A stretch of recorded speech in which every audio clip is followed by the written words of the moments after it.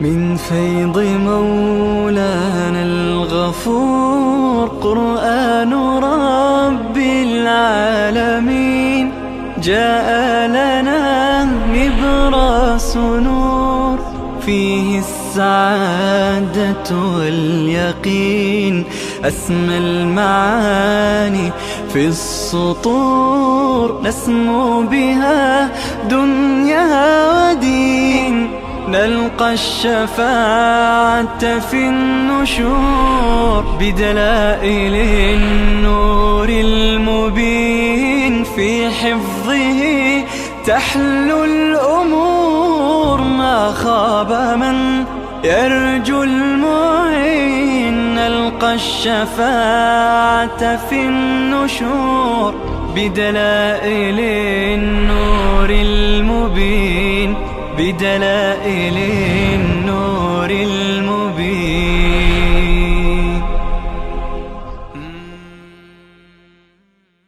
أعوذ بالله من الشيطان الرجيم. بسم الله الرحمن الرحيم. والوالدات يرضعن أولادهن حولين كاملين لمن أراد أن يتم الرضاعة وعلى المولود له رزقهن وكسوتهن بالمعروف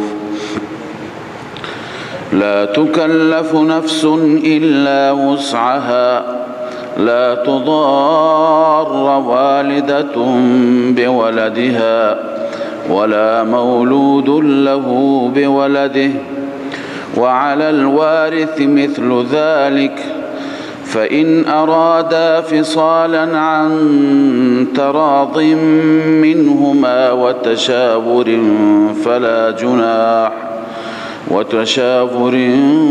فلا جناح عليهما وإن أردتم أن تسترضعوا أولادكم فلا جناح عليكم إذا سلمتم ما آتيتم بالمعروف واتقوا الله واعلموا أن الله بما تعملون بصير. صدق الله العظيم. اللهم صل على سيدنا وشفينا حبيبنا محمد وعلى آله وصحبه أجمعين.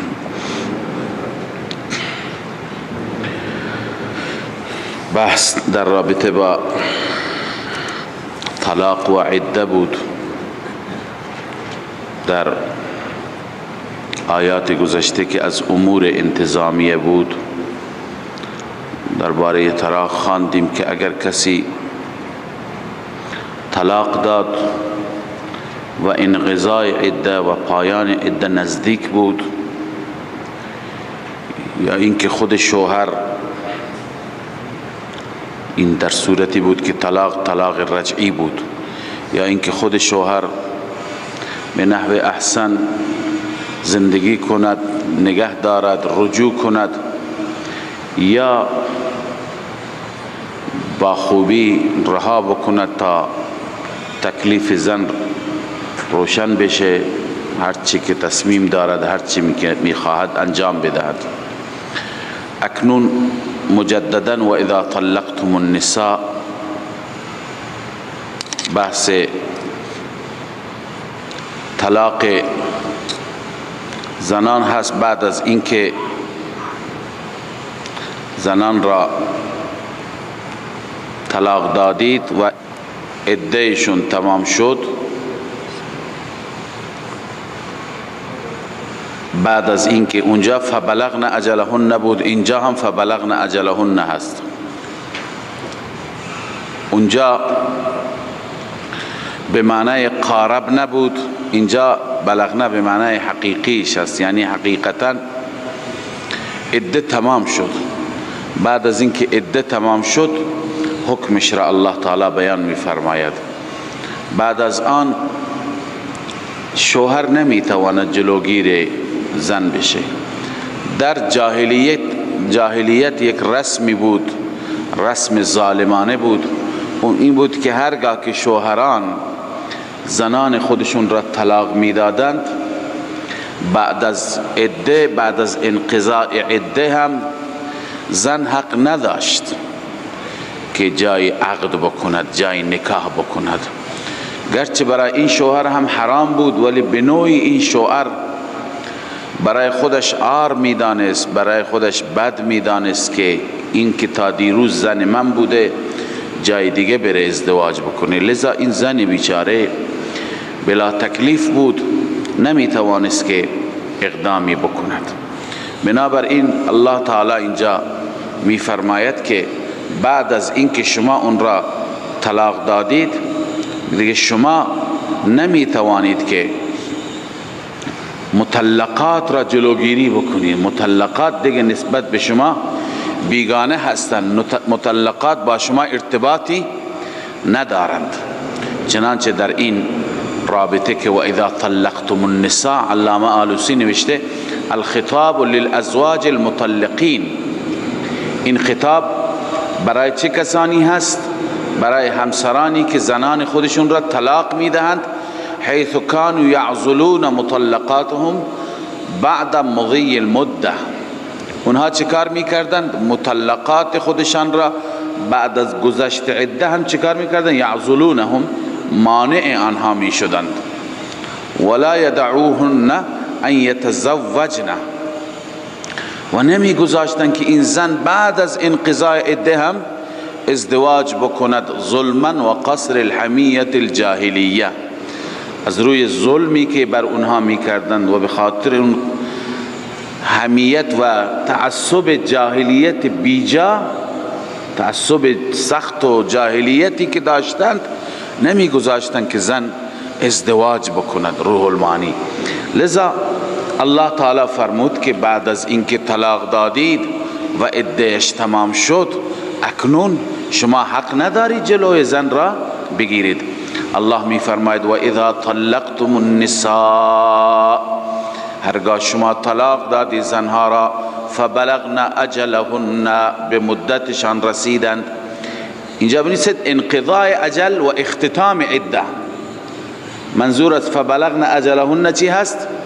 انقضاء عده و انقضاء اجل و اختتام عده. چون اونجا فبلغن به معنی قارب نبود، اینجا نه. خب چرا اونجا به معنی قارب نه، اینجا به معنی انقضاء اجل؟ سیاق دیگه نشون میده. اونجا هست فامسکوهن بمعروف او سرحوهن بمعروف. خب از سیاق معلوم میشه که هنوز عده تمام نشده. اما اینجا هست فلا تعذلوهن، دیگه مانعشون نباشید.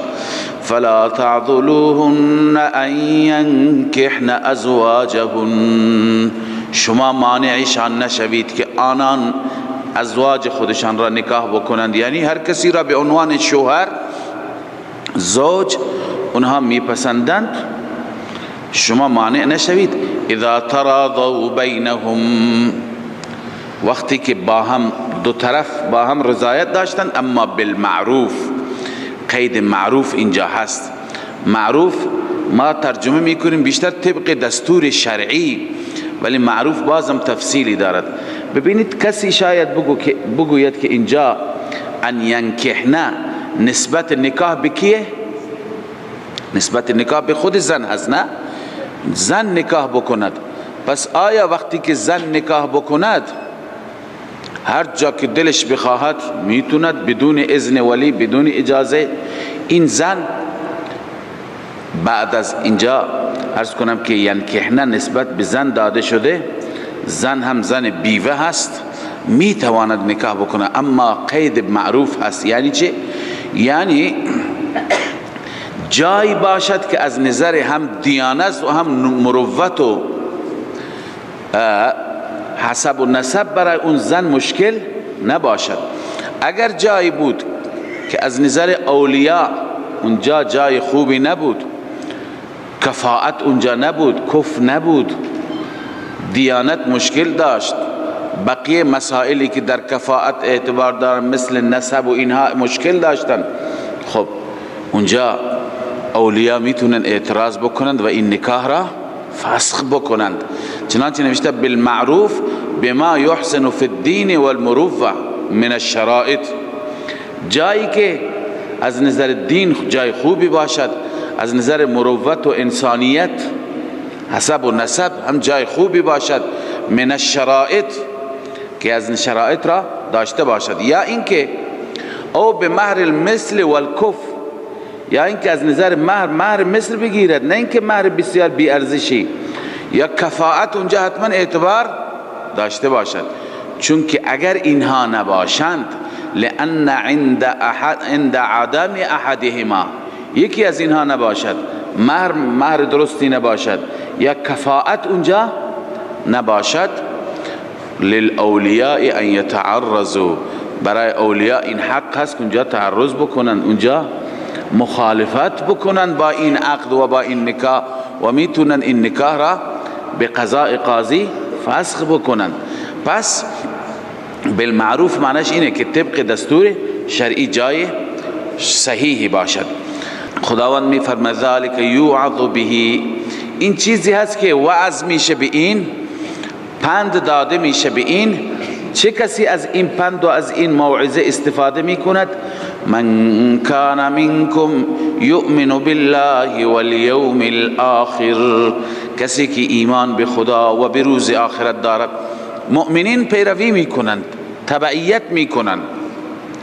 ذالکم ازکی لکم و اطهر. ببینید این نکاح دوم هست دیگه، زن بیوه شده، این نکاح برای شما پاکیزه تر هست از نظر تزکیه. اطهر از نظر طهارت و پاکیزگی چی هست؟ پاکیزه تر هست، پاکتر هست، بهتر هست. یکی از مراسم بد در بعضی جوامع اینه که زن که بیوه شد دیگه این زن نمیتونه ازدواج بکند، چه زن مطلقه شد چه متوفى عنها زوجها، شوهرش فوت کرد، زن نمیتواند ازدواج بکند. چرا نمیتونه ازدواج بکنه؟ عار هست، بده تو اون جامعه، رسم بدی میدونن این را، این بسیار بد هست. الله عزوجل از نظر پاکی، از نظر تطهیر، از هر نظر، از نظر عفت این را بهتر میداند.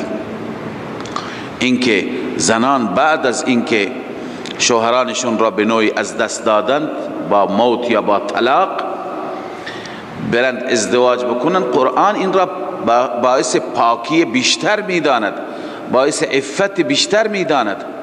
لذا نباید این رسوم در جوامع باشند. هم زنها یه وقتی نکاح را و عقد را بد ندانند، هم مردها هم با این نوع زنان بیوه ازدواج بکنند. والله یعلم و انتم لا تعلمون، این علت است. خدا میداند. چرا میداند؟ بنویسی بالاش مصلحت شما را. خداوند مصلحت شما را میداند ولی شما خودتون نمیدانید. خیر و صلاح در اجراء دستور و تعمیل دستور الله است، نه در رسومات خودتون و شرایط زندگی خودتون. خب اکنون بعد از اینکه طلاق شد، طلاق انجام گرفت، اگر حاصل زندگی فرزندی بود، فرزند شیرخوار بود، فرزند کوچولو نوزادی بود، اون تکلیفش چی میشه؟ الله تعالی اینجا میفرماید که مادران تا 2 سال شیرشون بدن. والوالدات یرضعن خبر هست ولی به معنی امر است. به معنی چیه؟ امر است. آیا واجب مادر شیرش بده؟ نه، این امر استحبابی هست. امر چیه؟ استحبابی، مستحب اینه که 2 سال شیر بده، حولین کاملین، 2 سال کامل. لمن اراد ان یتم الرضاعه، برای کسی که خواست تکمیل بکند رضاعت را، خواست تکمیل بکند رضاعت را، مدت رضاعت را، شیر دادن را. عنایت بفرمایید ما قبلا خواندیم که از نظر امام ابو حنیفه رحمه الله اکثر مدت شیر چقدر هست؟ 30 ماه هست، 2.5 سال، تا 2.5 سال میتونی شیر بده. اما رضاعت تا 2 سال هست، یعنی ارز کنم حرمت رضاعت مراد هست.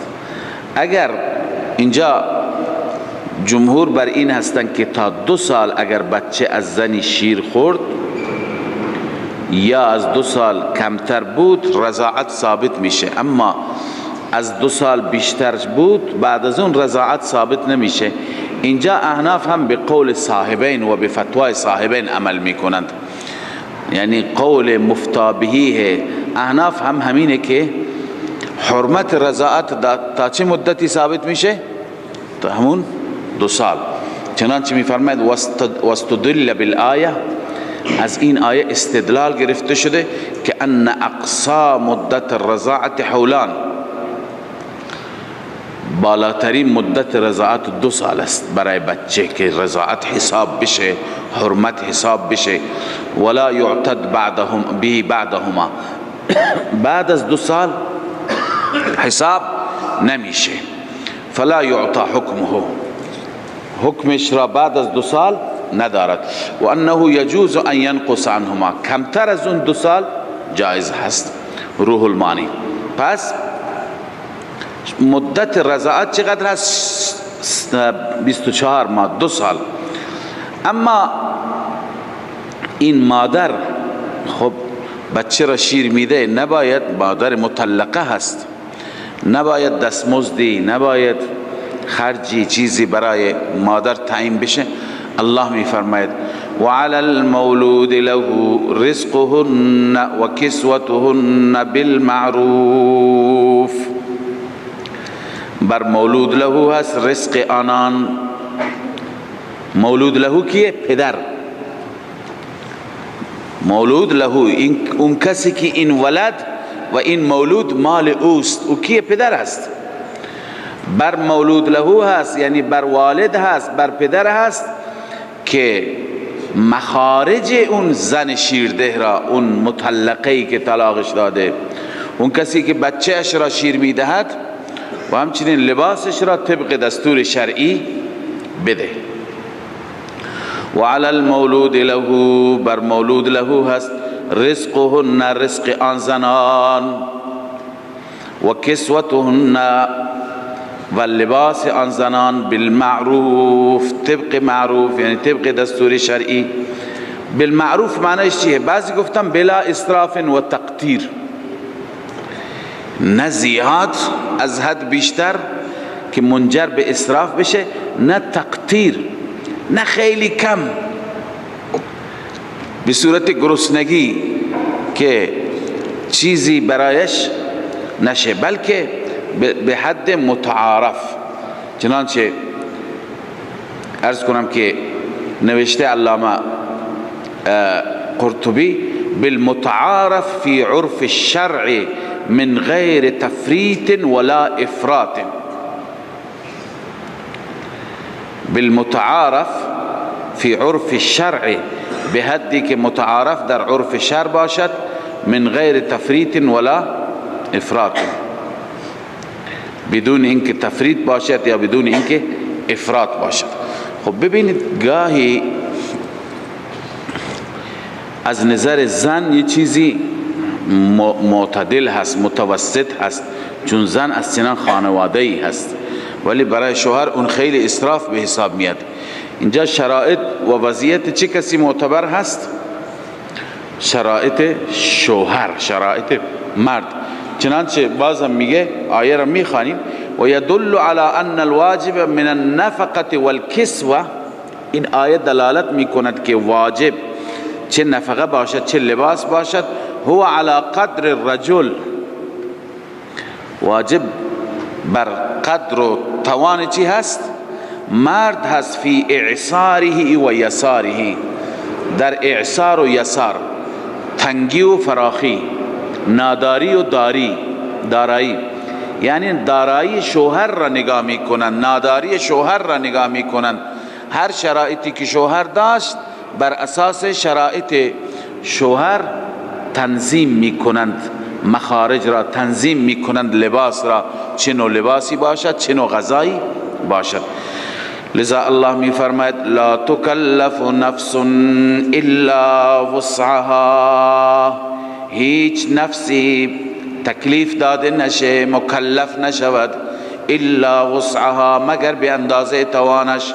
لا تضار والدة بولدها ولا مولود له بولده، ضرر داده نشه، رنج داده نشود مادری نسبت به فرزندش، ولا مولود له، و نه پدری نسبت به فرزندش. این همون تفسیر لا تکلف نفس الا وسعها هست، هر نفسی به اندازه توانش. یعنی مادر را اذیت نکنید، مادر نمیتونه بیچاره شیر بده، مشکل دارد، لذا مادر مجبور نشه باید شیر بده. یا اینکه میتونه شیر بده ولی نیاز به نفقه داره، میگه نه شیر بده هیچی هم نداری، بچه مال خودته. نه، این مادر را هم اذیت نکنید. و همچنین پدر را، پدر یک اندازه وسعی توانی داره، از اون وسعش بیشتر بگی هر چی که درآمدت است باید همینجا خرج بکنی. نه، هر کسی را به اندازهش مکلف کنید، بیشتر از اندازهش مکلف نکنید. پس نه مادر را رنج بدید، اذیت کنید، و نه پدر را. و علی الوارث مثل ذلك، بر وارث هم همین است. یعنی یه وقتی پدر فوت کرده، پدر برادری دارد، پدر پدری دارد، یعنی عموی این بچه هست، جد این بچه هست، خب اون را هم، اون جد را، اون عمو را هم زحمت نمیدیم، اندازه توانش، خب بر او هم هست که نفقه را بده. فإن أرادا فصالا عن تراض منهما، اگر اراده کردند، اراده داشتند که اراده فصال قبل از ظرف 2 سال، خب باید فصال باشد، یعنی از شیر جدا بشه. اما قبل از 2 سال میخواستند که جداش بکنند از شیر، عن تراض منهما، با رضایت هر دو، یعنی پدر و مادر، و تشاور و رایزنی هر دو، مشاوره هر دو، خب فلا جناح علیهما، بر اونها گناهی نیست که قبل از 2 سال چی بکنن، 1 سال 1.5 سال شیر را قطع بکنن، یه چیزی دیگه، جایگزین دیگه، غذای دیگه بذارن. و این اردتم ان تسترضعوا اولادکم فلا جناح علیکم اذا سلمتم ما آتیتم بالمعروف. اگر نیاز بود که یک زن شیرده، یک زن دایه به اصطلاح برای بچه بگیرید، شما با هم مشوره کردید، شما پدران خواستید که شیردهی برای بچه انتخاب بکنید، بازم گناهی نیست. و این اردتم، اگر اراده داشتی، ان تسترضعوا اولادکم، اولادتان را، برای اولادتان طلب رضاعت بکنید از زنی دیگر، فلا جناح علیکم، گناهی نیست. اذا سلمتم، اما شرطش اینه که تحویل بدید، تسلیم بکنید، بدهید به شیرده، به زن شیرده هم حقش را، حق الزحمهش را. اذا سلمتم ما آتیتم بالمعروف، آنچه که شما دادی به اونها طبق معروف، طبق دستور شرع، طبق قراردادی که شما با هم میبندید، اون مزدش را، حق الزحمهش را هم بدید. به هر حال این دستورات هم برای پدرند، هم برای مادرند، هم برای ورثه هستند. همه دستورات را الله میفرماید عمل بکنید، اما نسخه عمل چی هست؟ واتقوا الله. اگر تقوا باشد، خدا ترسی باشد، قطعا انسان توفیق عمل خواهد داشت. لذا الله میفرماید واتقوا الله، از الله بترسید، واعلموا ان الله بما تعملون بصیر. نسخه تقوا، یقینا بدانید، باور داشته باشید، الله عزوجل به اعمال شما بیناست، همه چیز شما را میبیند، میداند. والذین یتوفون منکم ویذرون ازواجا، حکم دیگر از احکام، دستور دیگر از دستورات، فردی فوت می کند، شوهری فوت می کند، پشت سر خودش زن می گذارد، زنش عده این زنی که شوهر فوت کرده چقدر هست؟ قبلا خواندیم که و اولات الاحمال اجلهن ان یضعن حملهن. اگر این مادری هست که حامله هست که مدتش وضع حمل هست، اما اگر حامله نیست و شوهرش فوت کرده، الله تعالی می فرماید عدهش 4 ماه و 10 روز هست. والذین یتوفون منکم ویذرون، بیان عده متوفى عنها زوجها، کسانی که یتوفون منکم فوت می کنند از شما، و یذرون ازواجا، ازواجی همسرانی می گذارند، یتربصن بانفسهن 4 اشهر و 10، انتظار بکشن این زنان، به انفسهن یعنی خودشون را در انتظار بذارند 4 ماه و 10 روز. فاذا بلغن اجلهن، هرگاه به مدتشان رسیدند، یعنی 4 ماه و 10 روز تمام شد، فلا جناح علیکم فیما فعلن فی انفسهن بالمعروف، بر شما ورثه، بر شما اولیاء، بر شما که مجری دستورات خدا هستید، گناهی نیست فیما فعلن فی انفسهن بالمعروف، آنچه که اون زنان انجام بدن با خودشون طبق دستور شرعی. یعنی چی؟ یعنی بعد از 4 ماه و 10 روز اگر زن خودش را برای نکاح آماده بکند، برای ازدواج آماده بکند، زینتی استفاده بکند و لباس خوبی استفاده بکند، به هر حال فقط بالمعروف طبق دستور شرعی باشد، حرکات خلاف شرعی از او سر نزند. لذا طبق دستور شرعی اگر حرکتی بکند دیگه بر شما اولیاء گناهی نیست، دیگه شما نمیتونید باز هم بر او سخت بگیرید که شوهرت فوت کرده، نه، عده دیگه تمام شد، از قید اون شوهر هم آزاد شد و رها شد. الان میتوند که به هر حال شوهری دیگه فکر بکند، برای ازدواجش فکر بکند، میتوند برای مایحتاجش نیازش بیرون بره. فلا جناح علیکم فیما فعلن فی انفسهن بالمعروف، طبق دستور شرعی. والله بما تعملون خبیر، خداوند به آنچه که شما عمل میکنید خبر دارد، از احوال شما اطلاع دارد. اما تا زمانی که مادامی که در عده هست، در عده هست، کسی نمیتواند به او پیشنهاد نکاح بده، حرام است این.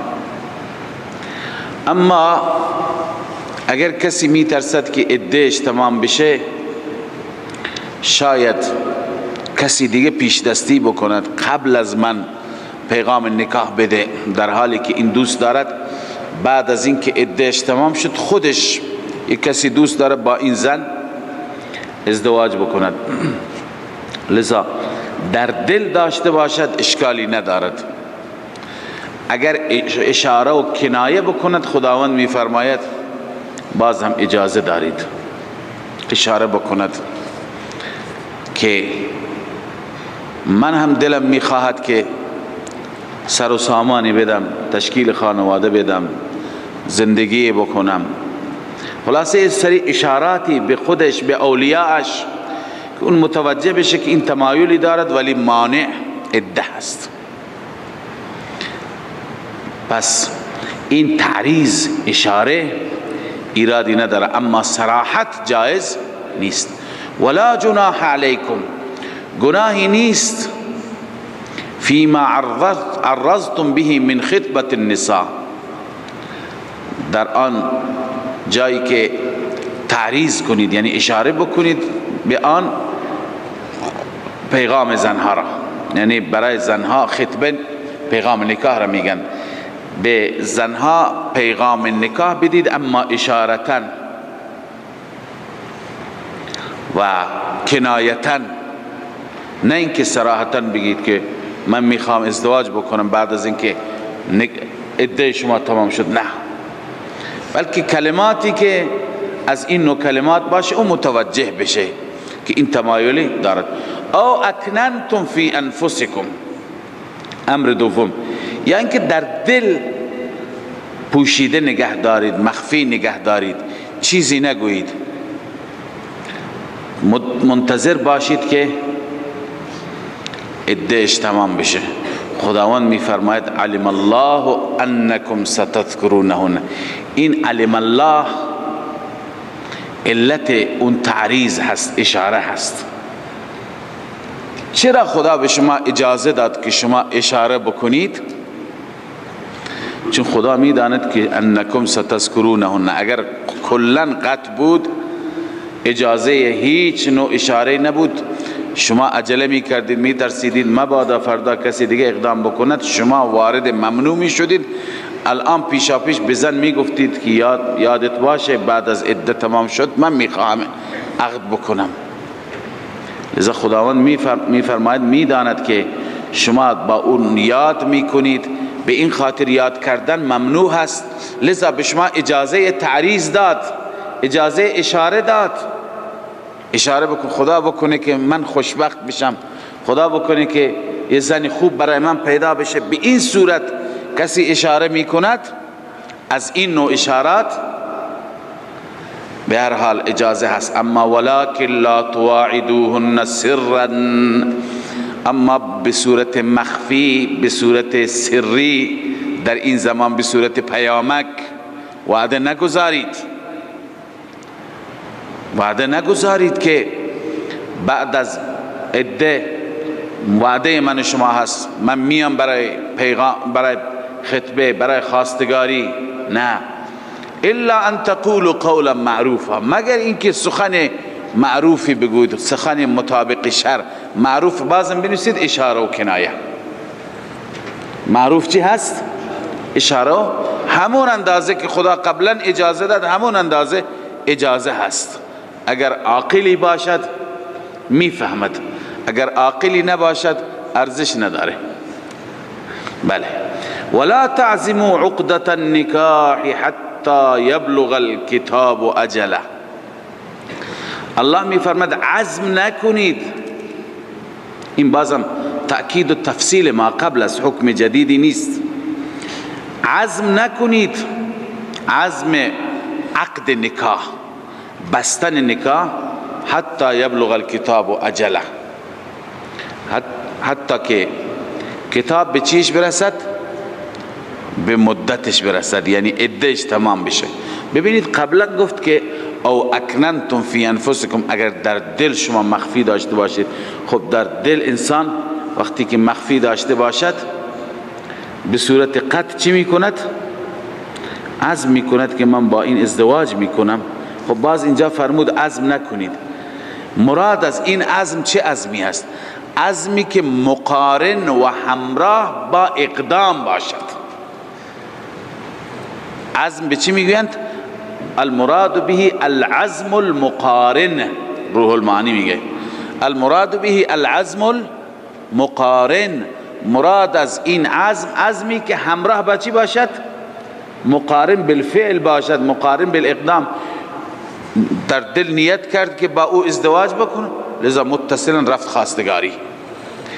چنین عزمی نکنید تا زمانی که کتاب به اجلش برسد، یعنی عدهش تمام بشه. تا زمانی که عده تمام نشده چنان اقدامی اجازه ندارید. واعلموا ان الله يعلم ما في انفسكم فاحذروا. یقینا بدانید، باور داشته باشید، الله میداند آنچه که در دلهای شماست. فاحذروا، پس از این بپرهیزید، از چنان عزمی. واعلموا ان الله غفور حلیم. ترغیب به سوی توبه کسانی که رعایت نکردند. یقینا بدانید خداوند غفور هست، بخشاینده و حلیم هست، بردبار هست. لذا الله تعالی اگر مؤاخذه نمی کند از روی حلم هست. خب این احکام مربوط به زن مطلقه بود یا زن متوفی عنها زوجها بود که در عده هست. اگر کسی میخواهد با چنین زنی ازدواج بکند میتواند که اشاراتی داشته باشد. لا جناح علیکم ان طلقتم النساء ما لم تمسوهن او تفرضوا لهن فریضه. بله، الله تعالی در این آیات و احکام جدید مهر زنها را بیان می فرماید. احکام مهر، ببینید زن، هر زنی که طلاق داده میشه علاوه از مهری که واجب هست، مقدار مهر را توضیح میدم. یک دست لباس، متاع یا متعه میگویند، یک دست لباس که شامل جفت لباس و یه چادر هست، در هر عرفی فرق میکند. برای زن مستحب است که شوهر هم بخرد در کنار چی؟ در کنار اون مهریه و تحویل زن داده بشه. و اگر زنی بود که ازدواج نشده هنوز باش، فقط عقد شده و زندگی را با هم آغاز نکردند، مهریه هم برایش تعیین نشده، مهرش هم تعیین نشده، زندگی هم آغاز نشده، فقط ایجاب و قبول شده، این زن خب مهری هم ندارد، نصف مهری هم ندارد، اینجا واجب هست که از نظر امام ابو حنیفه رحمه الله یک دست لباس براش بخره. این صورت لازم هست، بقیه همه مستحب است.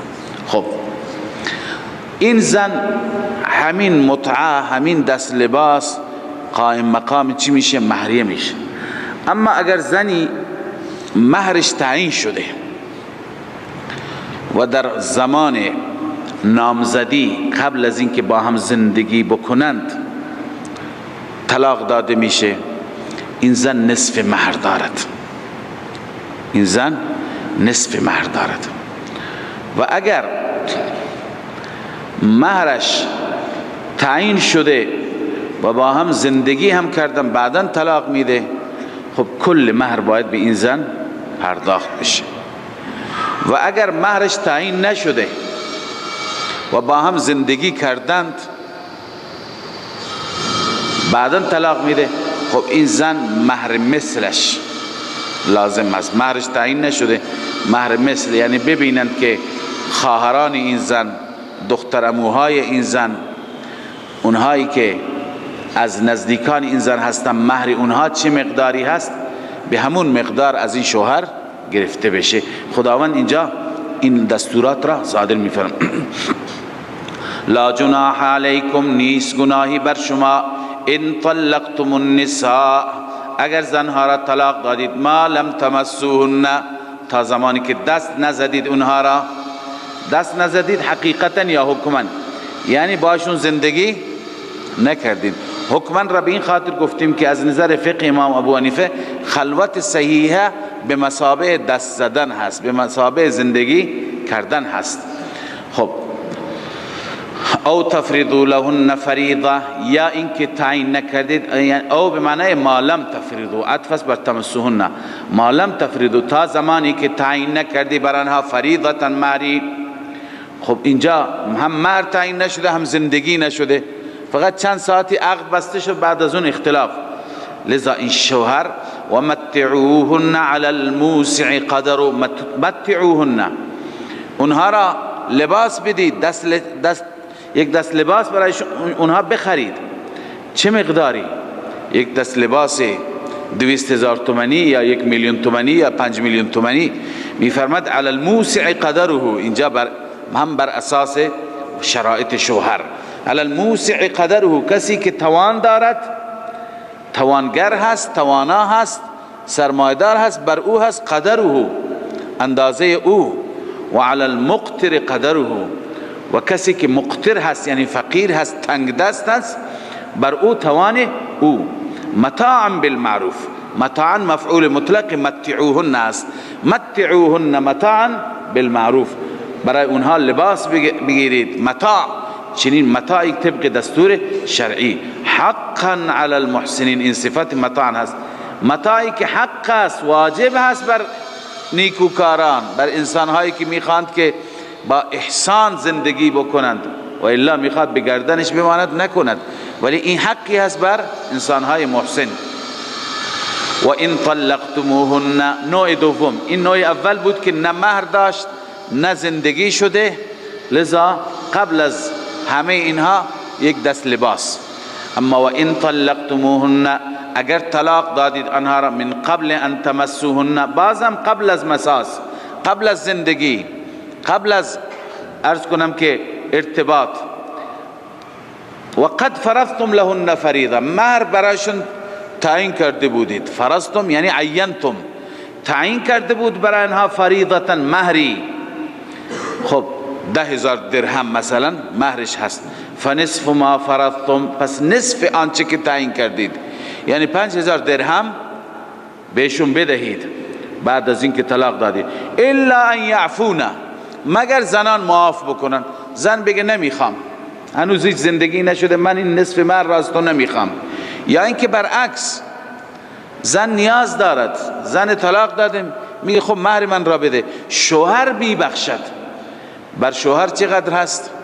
بر شوهر هست که 5,000 درهم بده، نه، ولی شوهر میگه که ظلمی در حق تو شد، میخواستم زندگی بکنم نشد، لذا تمام اون مهر را بهش میده، کل 10,000 درهم را چیکار میکنه؟ بهش میده. او یعفو الذی، یعنی که معاف بکند اون کسی که در دستش هست عقد نکاح، یعنی گره نکاح به دست او هست که او باز کرد گره را، طلاق میخواد بده، خب کل مهر را میده، میتونه. و ان تعفو اقرب للتقوی، اینکه شما در گذر باشید، گذشت کنید، به تقوا نزدیکتر است، هم زن هم شوهر. یعنی وقتی که زن شرایط شوهر را میبیند، زن از او بگذرد، یا شوهر میبیند شوهر گذشت بکند. ولا تنسوا الفضل بینکم، این دلیل بر اقرب للتقوا هست، نسبت به هم دیگر فضل و احسان را فراموش نکنید. ببین زندگی هست، انسان هست، از هم دیگه جدا میشه، ولی در جدایی حتما نسبت به هم دیگر چی داشته باشند؟ احسان. دیگه دشمن هم دیگه نیستن که سعی بکنن به هم دیگه ضربه بزنن، از هم دیگه کم بکنن، نه، سعی بکنه هر یکی بر دیگری احسان بکند. ان الله بما تعملون بصیر، بدون شک خداوند عزوجل به اعمال شما بینا هست، اعمال شما را میبیند. حافظوا علی الصلوات والصلاة الوسطى وقوموا لله قانتین. ببینید مسئله طلاق بود، مسئله عده بود، مسئله نفقه بود، مسئله مهر هست، بعد از این هم ادامه دارد. در وسط دستور نماز آمد. قبلا عرض کردیم که گاهی در میان امور انتظامیه یه امری میاد که امر چی هست؟ مصلح هست. امور مصلحه ذکر میشند که معنای این امور مصلحه و فواید این امور مصلحه این هست که اگر شما میخواهید بر دستورات و احکام خدا پایبند باشید، عبادات را محکم بگیرید. نمازگزار انسان وقتی که باشد با تقوا میشه، کسی که نماز نمیخواند تقوا هم ندارد. بس الله میفرماید حافظوا علی الصلوات، محافظت بکنید، مداومت بکنید بر نمازها، عموما بنویسید صلوات، عموما بر نمازها محافظت بکنید. والصلاة الوسطى، خصوصا بویژه نماز وسطا. نماز وسطا طول و تفصیل زیاد دارد، ولی راجح ترین تفصیل و بیشترین مفسران معتقدند که نماز عصر است. نماز عصر مشکله. اولا از نظر ترتیب از صبح که حساب بکنید تا شب وسط است. وقت انسان میتونه خوابش را قربان بکنه برای نماز، غذاش را وقت غذا بره، وقت خواب بره، ولی وقت کسب و درآمد و معامله و شلوغی بازار و گرمی بازار این مشکل تر است. پس از این جهت گفتند که صلات الوسطی یعنی صلات عصر. و قوموا لله قانتین، بایستید برای الله قانتین. قانتین یا تابع، منقاد، هر چی که خدا گفته بجا بیاورید، یا بعضی میگن ساکتین، ساکت، آرام سر نماز در مقابل الله بایستید. فإن خفتم، بیان اهمیت نماز. نماز اینقدر اهمیت داره که اگر خوف دشمن بود، خطر دشمن بود، حالت قرار نبود، حالت فرار بود، باز هم نماز ساقط نمیشه. الله می فرماید فإن خفتم فرجالا او رکبانا، اگر شما می ترسیدید، خوف داشتید، فرجالا با پای پیاده، او رکبانا یعنی یا سواران، در این حال نماز بخوانید. فاذا امنتم، هرگاه ایمن شدید، هرگاه که خطر از بین رفت، فاذکروا الله، الله را یاد کنید، یعنی نمازهایتون را به جا بیاورید.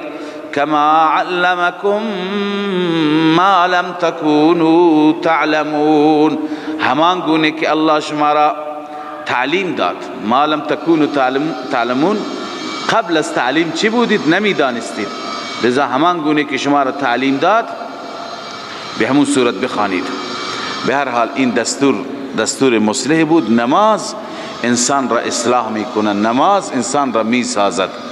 اما باز هم بعد از این چی هست؟ دستور ادامه بحث های گذشته و مسائل حقوق زنها و حقوق شوهران و همچنین وصیت و غیره. الله می فرماید والذین یتوفون منکم و یذرون ازواجا، کسانی که فوت میکنن از شما و وفاتشون نزدیک میشه، و یذرون ازواجا، و همسرانی میگذارند، وصیتا لازواجهم، وصیتا لازواجهم ای فلیوسو وصیتا. یوسو اینجا چی هست؟ فلیوسو مقدر است. وصیت بکنند، وصیت برای همسرانشان. وصیت چی؟ متاعا الى الحول غیر اخراج، وصیت بکنند، وصیت به متاع تا 1 سال، یعنی مخارج اونها را تا 1 سال بقیه ورثه بدن، غیر اخراج، بیرون نکنند اونها را از خانه، اونها را از خانه بیرون نکنند. فإن خرجنا، اگر خودشون خارج شدند، یعنی بعد از عدهشون چقدر بود؟ 4 ماه 10 روز. اگر خودشان خارج شدند، خب فلا جناح علیکم، بر شما گناهی نیست، فی ما فعلن فی انفسهن من معروف، آنچه که اونها میکنند با خودشان، فی ما فعلن فی انفسهن من معروف، طبق دستور شرعی، موافق دستور شرعی که قبلا عرض کردم. مثلا زینتی استفاده میکنن، برای نکاح خودشون رو آماده میکنن، اشکالی نداره، ولی شما اونها را از خونه تا 1 سال بیرون نکنید. خب اینجا هم جمهور معتقدن که الان این وصیت منسوخه. قبلا حق زن مشخص نبود، بعدا آیه میراث آمد و مشخص کرد، حق زن را مشخص کرد. مقدار ارث زن 1/8 است یا 1/4، در صورتی که شوهر فرزند داشته باشه 1/8، اگر فرزند داشته نباشه 1/4 است. ارثش هم مشخص شد، عدهش 4 ماه و 10 روز هست، هم مشخص شد. لذا این آیه منسوخ است. جمهور بر این عقیده هستند. ولی حضرت شیخ مولانا حسین علی رحمه الله اینجا توجیه میکنند. عرض کردم از نظر ایشون همه آیات توجیه دارند و منسوخ نیستند. ایشون میگه این حکم و این امر از اول حکم وجوبی نبوده، دستور استحبابی هست. هنوزم حکمش هست، هنوزم حکمش هست. به این دلیل که ببین شوهری که فوت میکند و زنی بعد از خودش میگذارد، بعد از 4 ماه و 10 روز که عدهش تمام شد، پدر شوهر، برادر شوهر به زن بگه یالا برو بیرون دیگه، خانه ما را خالی بکن. و این زن کجا بره؟ این زن تا حالا تو عده بوده، بعد از عده تازه میخواد برای خودش فکری بکند، اون را آواره کردن به صلاح نیست. مستحب اینه که تا 1 سال حداقل یک انسانی بخواد برای زندگی خودش تصمیمی بگیرد، 1 سال زمان خوبی هست. تا 1 سال اون را چی بکنید؟ بیرون نکنید. تا 1 سال بذارید تو همون خانه شوهر زندگی میکنه تا این تصمیمش را بگیرید. در طول این 1 سال یا خواستگار میاد یا میره با پدرش، با برادرش، با خواهرش یک جای زندگی میکنه، برای خودش فکری میکنه، فوراً بعد از عده که نمیشه. پس میفرماید این آیه منسوخ نیست. این حکم البته بر شما واجب نیست که حتما شما تا 1 سال بذارید. این حکم استحبابیه، مستحب است. چیه؟ مستحب است. اگر خودش خب شما تا 1 سال کار داشته نباشید، بذار اونجا زندگی میکنه. اگر خودش بعد از 4 ماه و 10 روز که عدهش هست تونست برای خودش جایی پیدا بکنه، فکری بکنه، یا بعد از 6 ماه، بعد از 5 ماه، خب بر شما گناهی نیست، بذارید. پس ببین این که بگه فلا جناح علیکم، این امر وجوبی نیست. اگر امر وجوبی بود باید تا 1 سال بیرون نمیشد. پس خداوند فرموده که اگر کمتر از 1 سال بود در همون امر هم اشکالی نداره. این قرینه هست، این دلیل هست که این امر چی هست؟ استحبابی. الله می فرماید والذین یتوفون منکم، کسانی که وفات میکنند از شما، و یذرون ازواجا، وفات میکنه یعنی نزدیک فوت و مرگ میرسند، و یذرون ازواجا، میگذارند همسرانی، وصیتا لازواجهم، ای فلیوسوا وصیتا، وصیت بکنن برای همسرانشان، متاعا الی الحول، کالا وسائل تا سال، غیر اخراج، بدون بیرون کردن، یعنی تا 1 سال اونها را چی بکنند؟ خدمت بکنند. فان خرجنا، اگر آنها بیرون شدند بنویسی بعد از عده یا بعد از وضع حمل، فلا جناح علیکم، نیست گناهی بر شما، ورثه فیما فعلن فی انفسهن، در آنچه که آنها انجام میدهند با خودشون، یعنی برای خودشون تصمیم میگیرن، من معروف، طبق دستور شرعی. والله عزیز حکیم، الله عزوجل غالب هست، کارهاش با حکمت است، هر چیزی را که دستور میده از روی حکمت است. وللمطلقات متاع بالمعروف، الله می فرماید برای همه مطلقات. اونجا به یک مطلقه ای را گفتیم که متعه دارد، دست لباس دارد، اون واجب. بقیه مطلقات، همه مطلقات متاع بالمعروف، طبق معروف یعنی طبق توان مرد و عرض کنم که توانگری مرد برایشون لباس خریداری بشه.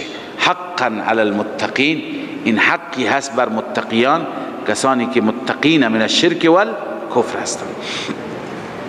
كذلك يبين الله لكم آياته لعلكم تعقلون.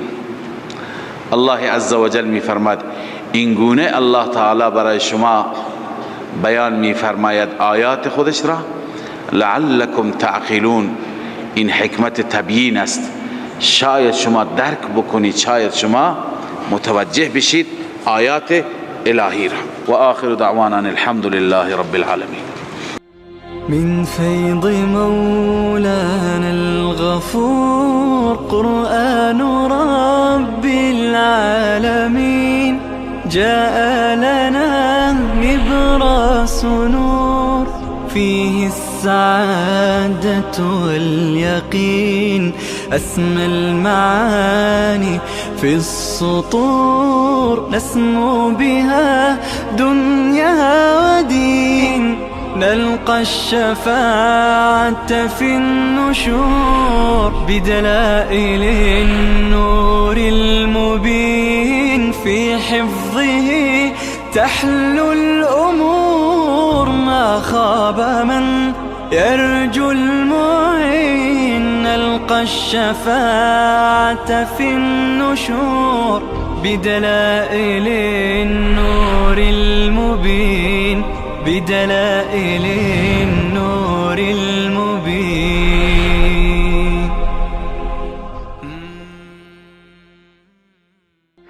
من فيض مولانا الغفور قرآن رب العالمين، جاء لنا نبراس نور فيه السعادة واليقين.